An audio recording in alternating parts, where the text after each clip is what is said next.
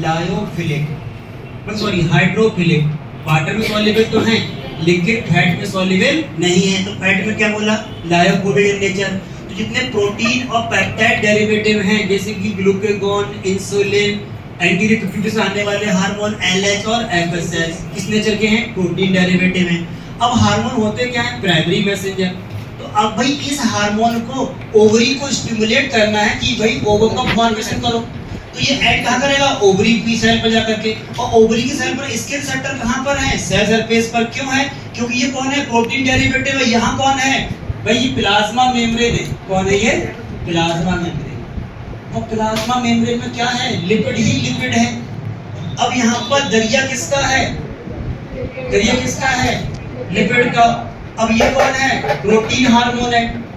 तो इसने कहा होगा कि मुझे क्रॉस करके जाना है, तो इसने पूछा होगा तुम्हें तैरना आता है क्या, है ना।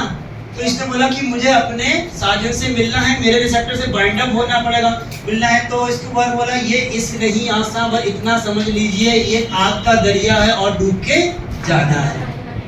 तो बोले डूबेंगे क्यों भाई, हमें तैरना नहीं आता तो डूबेंगे तो नहीं। क्यों नहीं डूबेंगे, क्योंकि हमारा साथी वहां पर कौन है, कश्ती वाला है, नाव वाला है, बोट वाला है, जो हमें वहां पर दरिया पे क्रॉस करवा देगा। तो हम क्रॉस करके वैसे नहीं जा पाएंगे क्योंकि हमें तैरना नहीं आता, क्योंकि हम लिपिड डेरिवेटिव नहीं है, हम लिपिड में सॉल्युबल नहीं है। लेकिन हमारे पास कश्ती का सहारा है। कश्ती कहाँ पर है, रिवर के पास में। तो ये क्या होगा, फर्स्ट स्टेप में ये जो हार्मोन है अपने रिसेप्टर से बाइंड अप हो जाएगा,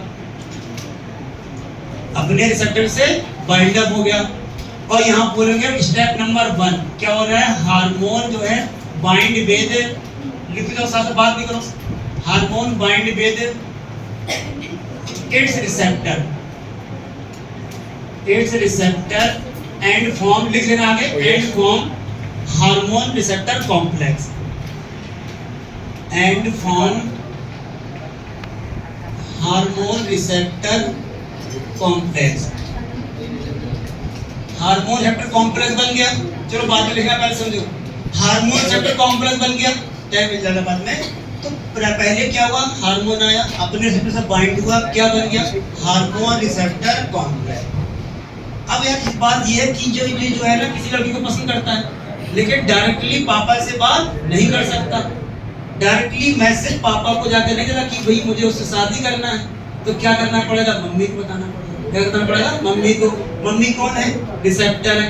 रिसेप्टर बाइंड होने के बाद अब मम्मी भी डर रही है, तो क्या करा जाए कि कहीं थप्पड़ उनके ना पड़ जाए कि बच्चा अभी नीट की तैयारी कर रहा है और तुम्हें शादी करवाने की पड़ी है उसकी, है ना। तो क्या करना पड़ेगा, तो ये जो हार्मोन रिसेप्टर कॉम्प्लेक्स है ये जनरेट करता है कुछ अदर सिस्टम, उसको बोलते हैं सेकेंडरी मैसेंजर।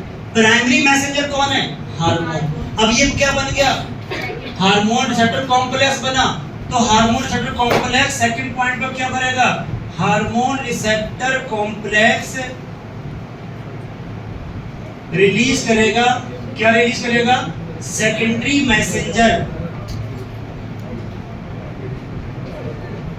क्योंकि वो अपनी बात डायरेक्टली नहीं कह सकता डीएनए न्यूक्लियस से जाकर के, तो किससे कहेगा, मम्मी से बाइंड हो गए। अब मम्मी भी डर रही तो क्या करें, वो कोई दूसरे जनरेशन करेगी। मम्मी अपने भाई से कहेंगे, लड़के के मामा से, है ना, या फिर लड़की के खाला खालू जो भी है, मौसा मौसी, उनसे कहेंगे। तब जाकर के सेकेंडरी मैसेंजर जनरेट हो गए। और यहाँ पर जो सेकेंडरी मैसेंजर होते हैं वो होते हैं साइक्लिक एएमपी। क्या होता है, cyclic AMP, cyclic adenosine monophosphate, या बोलेंगे cyclic GMP, cyclic guanosine monophosphate, या बोलेंगे कौन होगा यहाँ पर, कैल्शियमाइन। कौन होगा, कैल्शियमाइन, जो सेकेंडरी मैसेंजर है।